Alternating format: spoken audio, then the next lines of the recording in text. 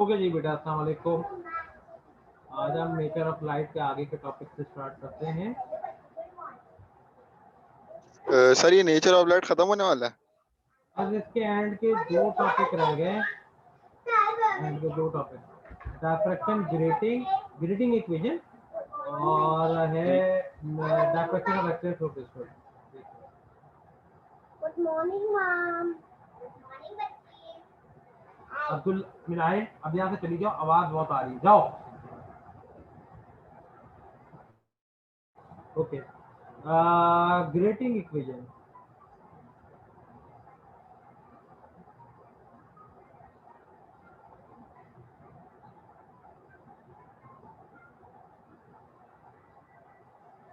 ये आपके reduce syllabus में भी मौजूद है। अब मैं एक डायग्राम बना रहा हूँ, ये डायग्राम जरूर बनाइएगा, इसकी बेस पर ये डेरिवेशन है। ये ग्रेटिंग है, डायफ्रैक्शन ग्रेटिंग, ठीक है, जो कि मल्टीपल स्लिट्स पर मुश्तमिल है। चलिए, ये बीच में एक लेंस रखा हुआ है, कॉन्वेक्स में, और फाइनली दिस इज स्क्रीन।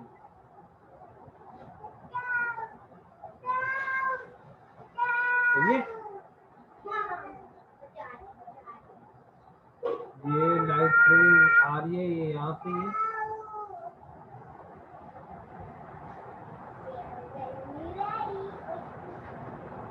ये दूसरी लाइट रेज,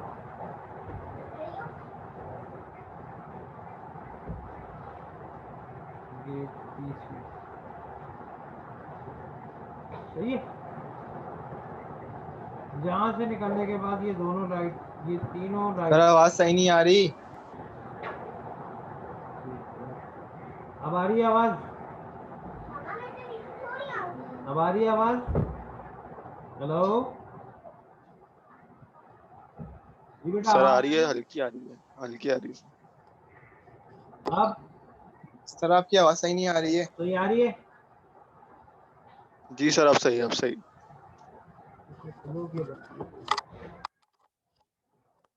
हाँ जी बेटा, अब आ रही है? जी सर, अब सही आ रही है। हल्की हो गई। हेलो, अब जी बेटा, हेलो। उन लोगों की आवाज बहुत हल्की आ रही है, मुझे नहीं आ रही है। जी सर, आ रही है, आपकी बिल्कुल सही आ रही है बस। बोलो अब।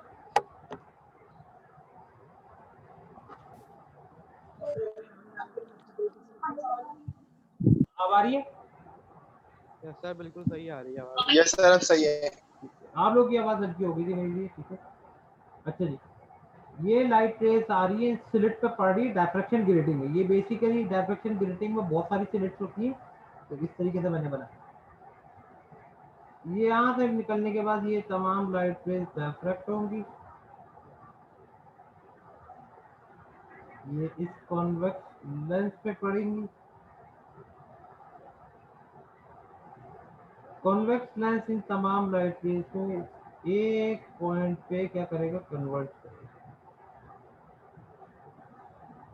कॉन्वेक्स लेंस इन तमाम लाइट रेस को एक पॉइंट पे क्या करेगा, कन्वर्ट करेगा।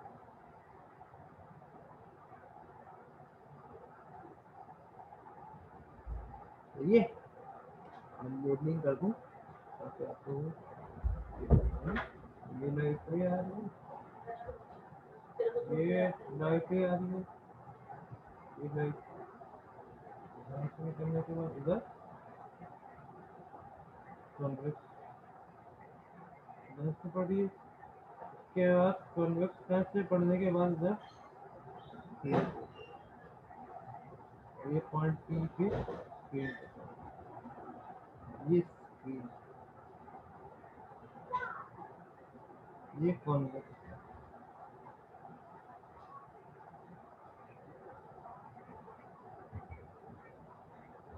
क्योंकि ये डायफ्रैक्शन ग्रेटिंग और और ये दो स्लिट के दरमियान फासला जो है वो डी है।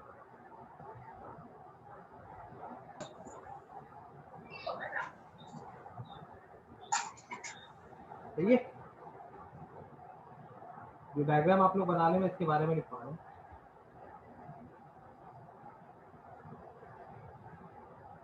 Consider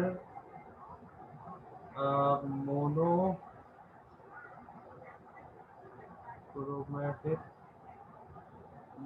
light incident on diffraction grating.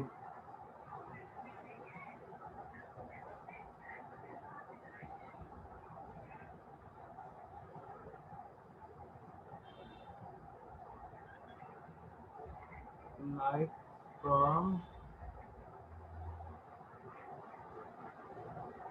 these slits are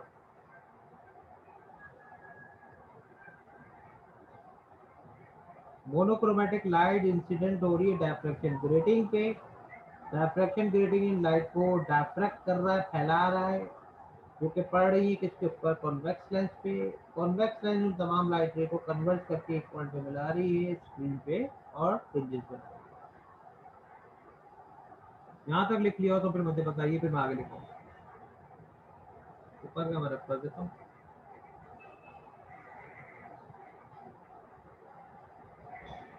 Good morning. ठीक है। Light from these slits are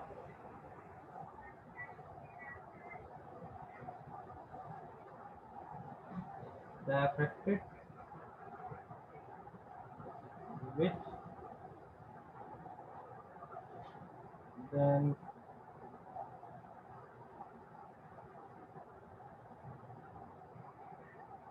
incident here on convex lens to convert paired single point P। नीचे वाली लाइन लिख ली है।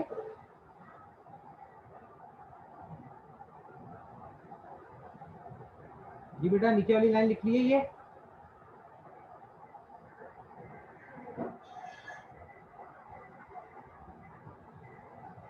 हेलो बेटा ये नीचे वाली लाइन लिख ली है तो फिर मैं बताऊं। जी सर लिख ली लिख ली। ओके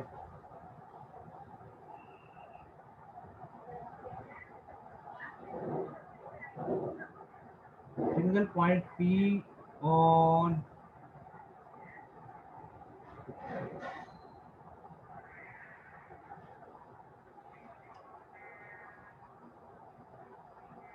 ये पूरा कॉपी करने के बाद मुझे बता दीजिएगा, फिर मैं ये रब करूंगा, फिर मैं डेरिवेशन ड्राइव करूंगा।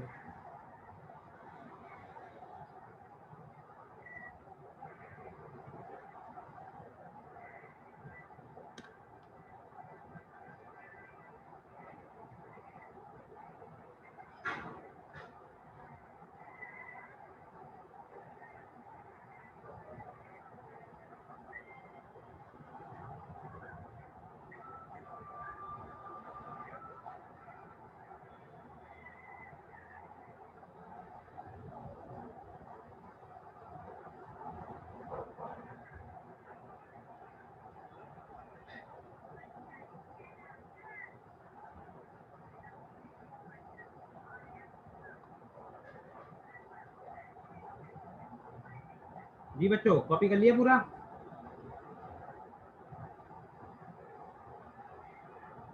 जी सर। ये पूरा रब कर दूं वर्डिंग। हाँ जी बच्चों वर्डिंग पूरी रब कर दूं। चलो पहले मैं नीचे से मिटा देता हूँ ये।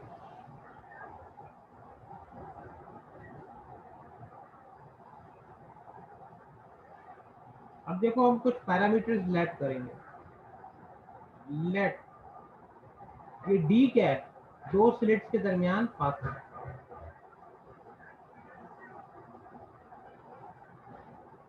डिस्टेंस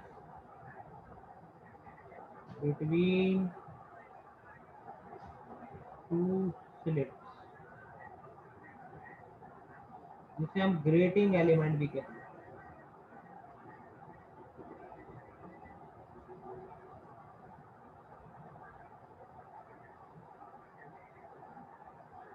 ठीक है, लैम्डा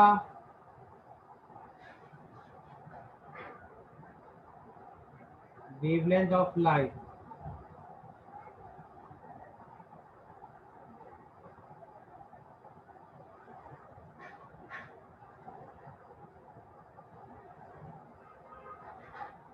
सही है।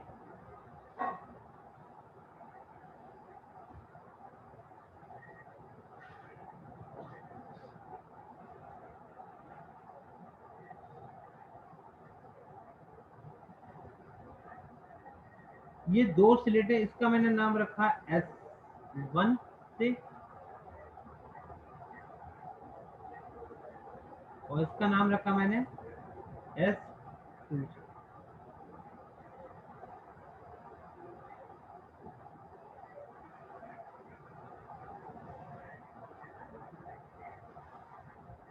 अब देखो मुझे बेटा इसके दरमियान पार्ट डिफरेंस निकालना, तो कैसे निकालूंगा मैं, यहाँ से परपेंडिकुलर ड्रॉप करूंगा इसके ऊपर, ये S2 से मैंने परपेंडिकुलर ड्रॉप किया इसके ऊपर, ये पॉइंट हो गया O।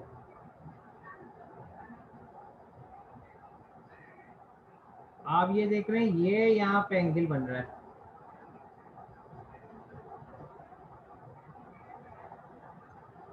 ये इतना हिस्सा जो है यहाँ से लेके यहाँ तक, ये पार्ट डिफरेंस को जाहिर करता है।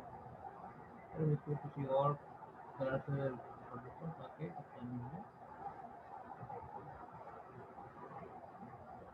ये हिस्सा जो है ना,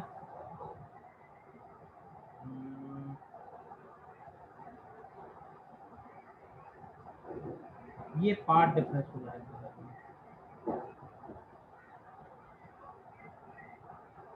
क्योंकि तकरीबन यहाँ से लेके और यहाँ से दोनों की लेंथ क्या है, सेम है, तो फर्क इतने का आ रहा है।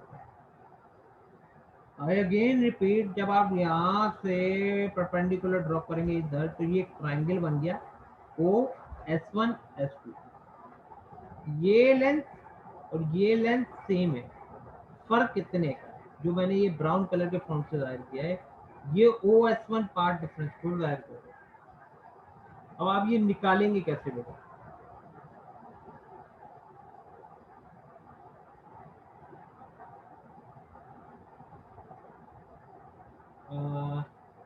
we know that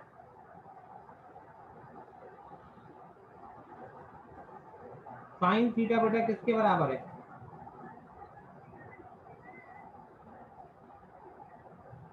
perpendicular divided by hypotenuse. Sine theta बेटा किसके बराबर है, परपेंडिकुलर अपॉन हाइपोटेन्यूज। अच्छा जी, अब आए आप इधर, हम कौन सा ट्राइंगल कंसीडर करेंगे, किसी न किसी ट्राइंगल पे तो मैं ये अप्लाई करूंगा। वो कौन सा ट्राइंगल है, वो ट्राइंगल है OS1 S2, OS1 S2। Consider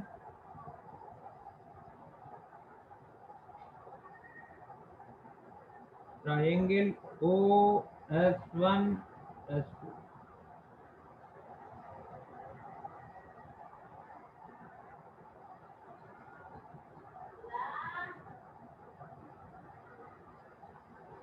यहाँ तक कॉपी कर ले, फिर मुझे बताइए, क्योंकि ये बहुत अहम डेरिवेशन है बेटा।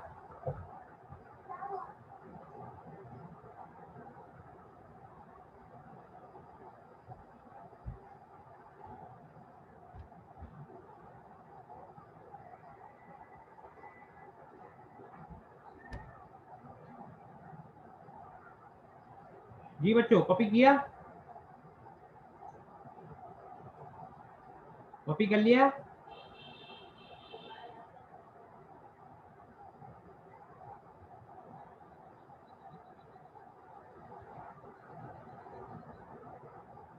हाँ जी बच्चों,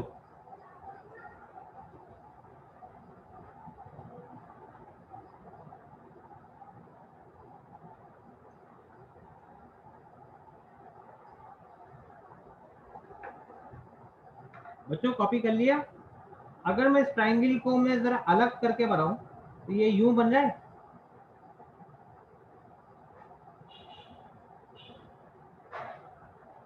ये O है,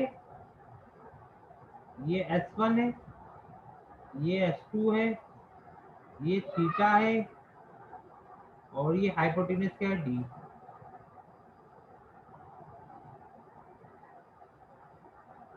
हाँ जी बच्चों, कॉपी कर लिया? हेलो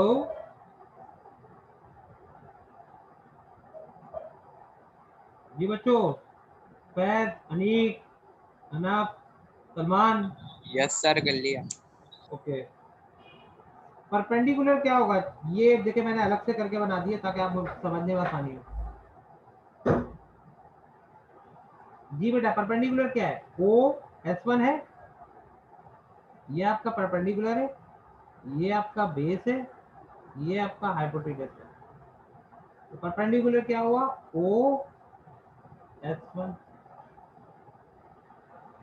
और हाइपोटेनस की वैल्यू आपको पता है कितनी है? हाइपोटेनस किसके बराबर है? D के। हाइपोटेनस किसके बराबर है? D के।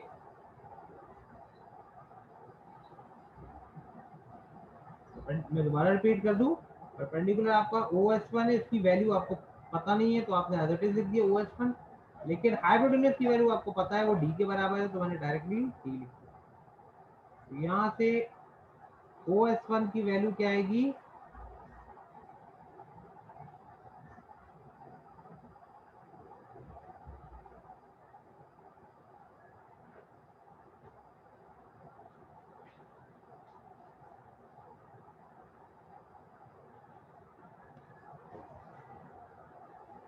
जी, कर लिया कॉपी यहाँ तक?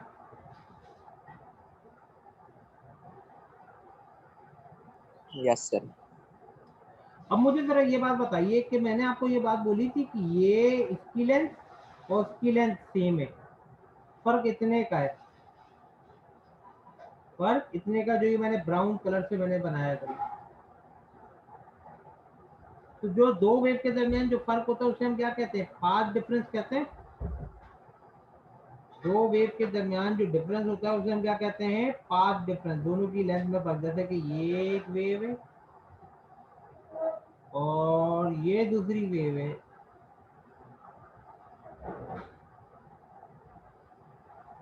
तो दोनों के दरमियान लेंथ का फर्क वो यहाँ से स्टार्ट हो रहा है, ये हो रहा है। इसी तरीके से इन दोनों के दरमियान लेंथ का फर्क वो ये रहा, OS, इसे हम क्या कहेंगे? Path difference. तो मैं ये लिखूंगा, बट फ्रॉम फिगर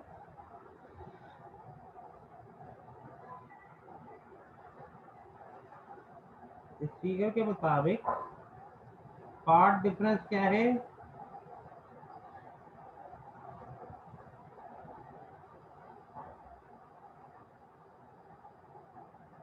OS1 है, और OS1 की वैल्यू क्या है? D sin theta. OS1 की वैल्यू क्या है? D sin theta. Path difference बराबर है OS1 के, और OS1 बराबर है D sin थीटा के। तो मैं यूं लिख सकता हूँ कि पाथ डिफरेंस बराबर हुआ किसके? पाथ डिफरेंस बराबर हुआ किसके?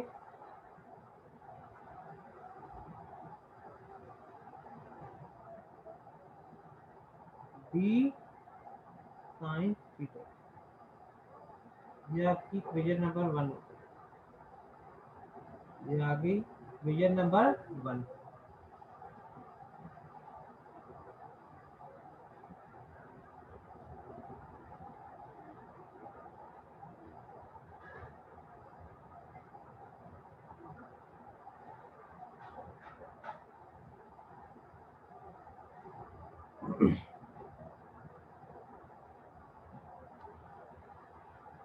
जी बेटा, कॉपी कर लिया?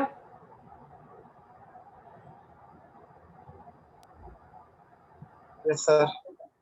अगर पॉइंट पी पे ये जो इंटरफेयर कर रही हैं, पॉइंट पी पे इंटरफेयर कर रही है कंस्ट्रक्टिवली, क्योंकि ये इंटरफेयर भी तो कर रही है, यहाँ पे एक दूसरे से मिल रही है, कंस्ट्रक्टिवली इंटरफेयर कर रही है, तो पार्ट डिफरेंस फिर क्या होगा? तो मैं लिखूंगा if these light rays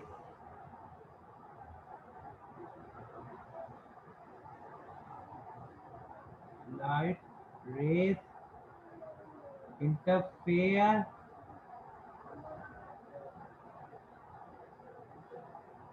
constructively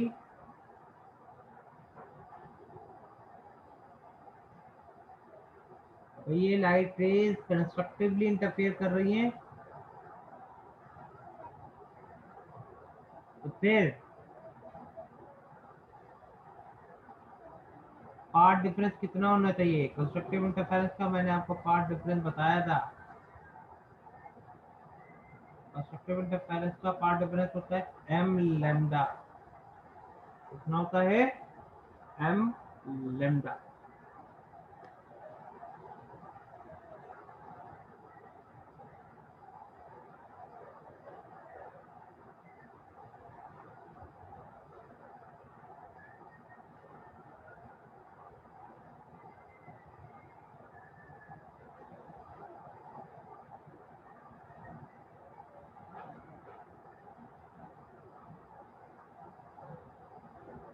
जी बच्चों,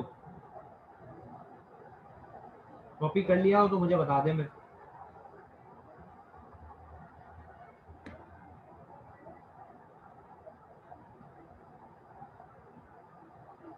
यस सर, हो गया। अच्छा, ये भी पार्ट डिफरेंस के बराबर है और ये भी पार्ट डिफरेंस के बराबर है, तो अब इन दोनों इक्वेशनों को क्या कर देंगे? क्या कर देंगे? जब दोनों एक ही चीज के बराबर हो तो क्या करते हैं? कंपेयर। क्या करते हैं? कंपेयर। यानी इक्वेशन 1 और 2 को आप क्या कर देंगे? कंपेयर। Comparing equation 1 and 2। जब आपने कंपेयर किया तो ये क्या आएगा? d sin theta is equal to m lambda।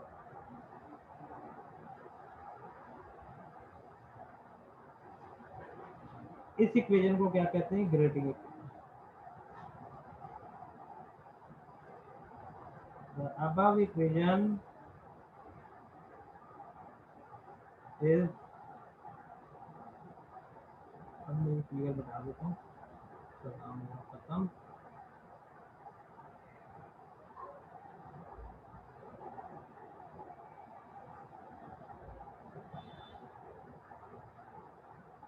The above equation is called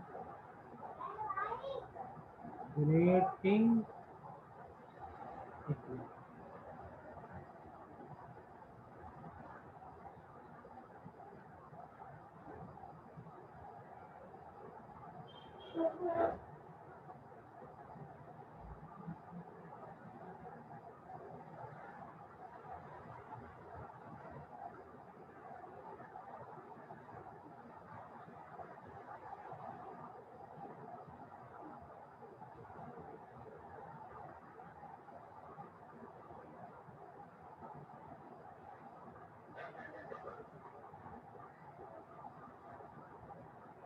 ठीक है, कॉपी कर लिया? Yes sir. ये हो गई ग्रेटिंग इक्वेशन। अब नेक्स्ट टॉपिक पे आप आए, हेडिंग डालें diffraction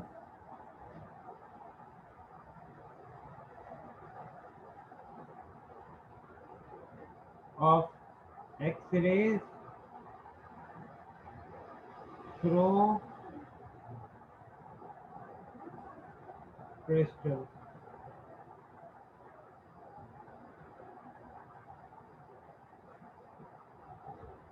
diffraction of X-rays through crystal. सबसे पहली बात, क्रिस्टल किसे कहते हैं? क्रिस्टल्स उन सॉलिड सब्सटेंस को कहते हैं जिनके एटम जो हैं वो एक फिक्स प्लेन पे रखे हैं, एक फिक्स पीरियोडिक मैनर में अरेंज हो। जैसे मैं यहाँ पे आपको डायग्राम में शो करके बताता हूँ।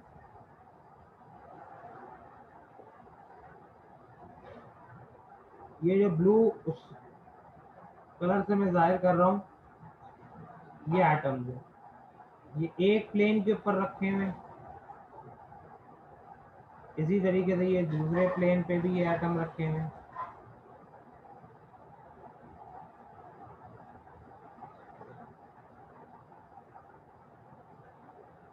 सही है। आप देख रहे होंगे कि ये एक फिक्स ऑर्डर के अंदर अरेंज है, यानी ये स्क्वायर अरेंजमेंट। इसी तरीके से ये स्क्वायर अरेंजमेंट, ये स्क्वायर अरेंजमेंट इनकी बनी। हर वो सॉलिड सब्सटेंस जिनके एटम फिक्स ऑर्डर के अंदर अरेंज हो उन्हें हम क्या कहते हैं? क्रिस्टल। यानी ये फिक्स ऑर्डर में रखे हुए हैं तो उसे हम क्या कहेंगे? क्रिस्टल। तो पहले तो आप डेफिनेशन लिखो, solid substance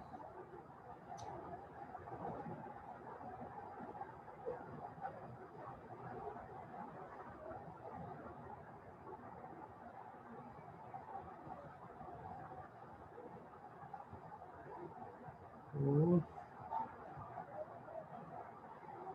atoms are arranged in fixed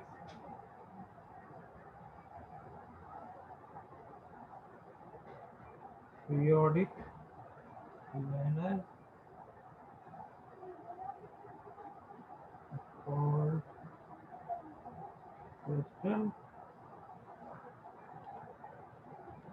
Solid substance whose atoms are arranged in fixed periodic manner is called crystal. उसे हम क्या कहते हैं? Crystal.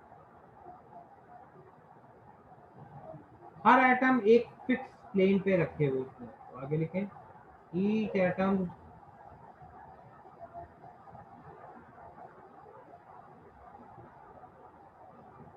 are arranged or placed on separate planes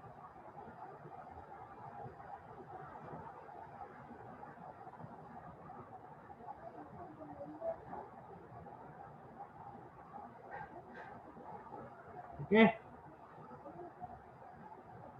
her plane के दरमियान एक मखसूस फासला होता है।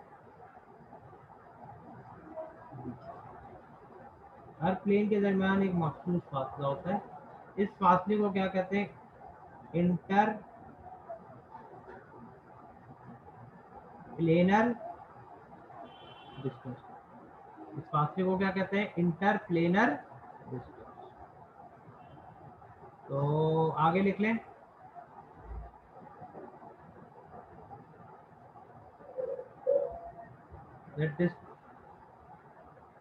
the distance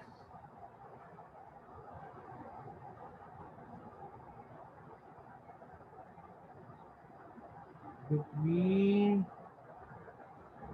each plane is called interplanar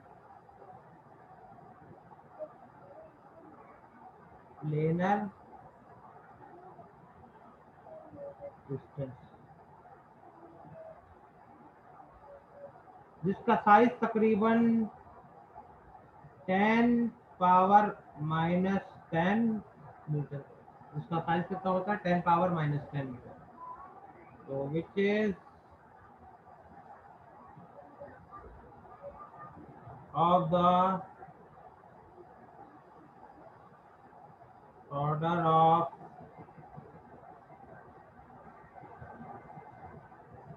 -10.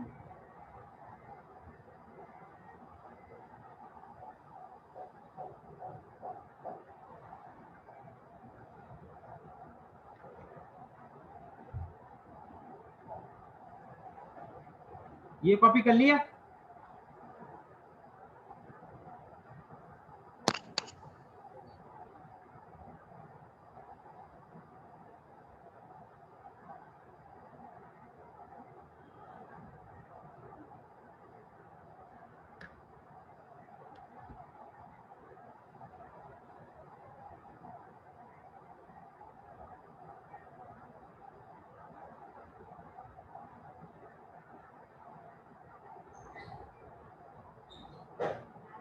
जी बच्चों, कॉपी कर लिया ये?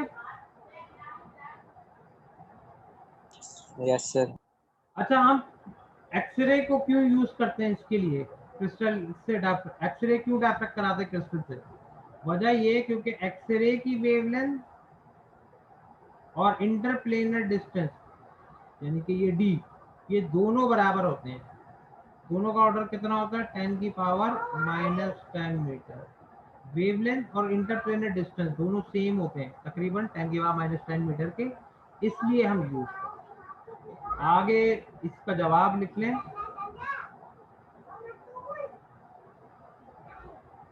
We use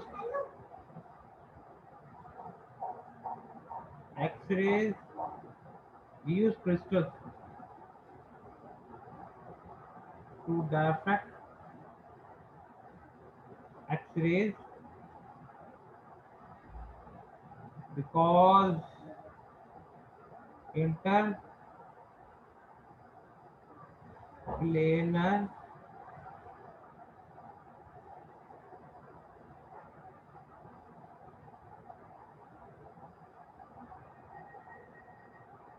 interplanar distance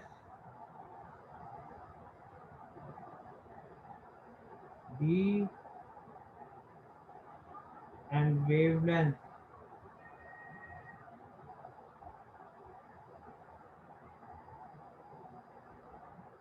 of X-ray both are of order of 10⁻⁻10 angstrom भी पढ़ा, 10⁻10 मीटर को एंगस्ट्रॉम भी पढ़ा। तो ये बेटा, ये जल्दी से कॉपी कर ले।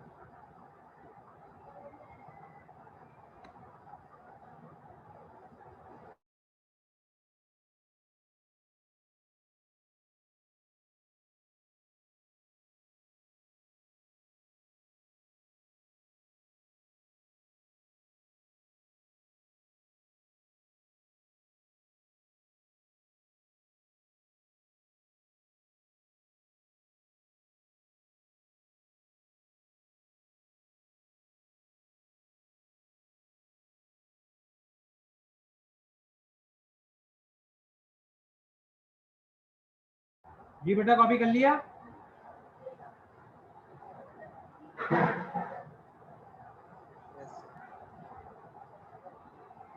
यस सर, कर लिया। ठीक है, तो आज ये आपका ये 2 टॉपिक हुए कंप्लीट। कल आपका आखिरी है ब्रैग्स लॉ, ब्रैग्स इक्वेशन, क्योंकि वो भी शामिल है, तो वो मैं करा दूं। उसके बाद ये पूरा चैप्टर आपका कंप्लीट, और आपको न्यूमेरिकल फिर मैं करवाऊंगा इसी के ऊपर ही। न्यूमेरिकल की मैंने एक फाइल, पूरे बुक के तमाम न्यूमेरिकल की 1 सॉफ्ट कॉपी पे मैंने फाइल आपको सेंड कर दी है, आप लोगों को मिल गई होगी, वादे रहे। उसके अंदर तमाम चैप्टर के एमसीक्यूज, सॉल्व एमसीक्यूज भी हैं ईयर वाइज, और उसके अंदर न्यूमेरिकल्स भी मौजूद हैं, उसके अंदर डिस्क्रिप्टिव क्वेश्चन भी मौजूद है। वो बड़ी इंपॉर्टेंट फाइल है। आप उसमें से जो जो चैप्टर आप पढ़ चुके उसके एमसीक्यूज काइंडली बराए मेहरबानी पढ़ना जरूर शुरू करें। आपके पास मौजूद है, उसमें से कर लें। जो आपने प्रिंट आउट निकालना है, जो भी करना है, या सॉफ्ट कॉपी में पढ़ना है पढ़ लें, तो सेव कर लें, उसमें से कर लें। ठीक है। कल इंशाल्लाह मैं आपकी क्लास लूंगा जिसमें आगे आपको ब्रैग्स लॉ ब्रैग्स इक्वेशन कराऊंगा और ये चैप्टर हो जाएगा कंप्लीट। सही है बेटा? Okay sir. ओके, तो कल इंशाल्लाह मुलाकात होती है, कल आगे इसके आगे कराता हूँ। Okay, okay sir. अल्लाह हाफिज़। अल्लाह हाफिज़। अल्लाह हाफिज़। अल्लाह हाफिज़।